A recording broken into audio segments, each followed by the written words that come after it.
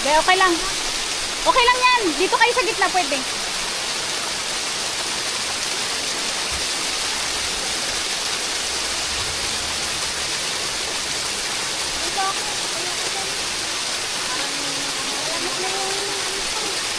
Pagod ka na? Or ayaw mo nang madumihan yung bag mong malinis?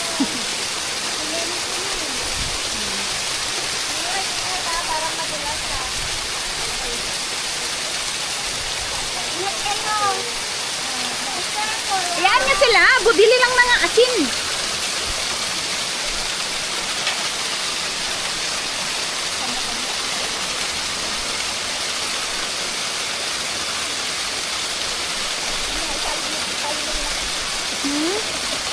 Yung iba sa ano, sa may tubig.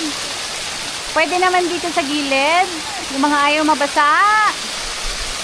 Tapos yung mga gustong manood, pwede namang mag-stay lang doon. Alright, tapos na.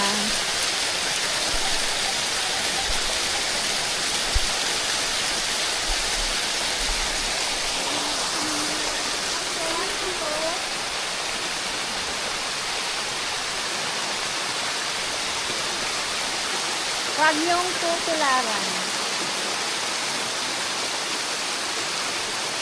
Huwag niyong tutularan, tapos nakatutok sa'yo.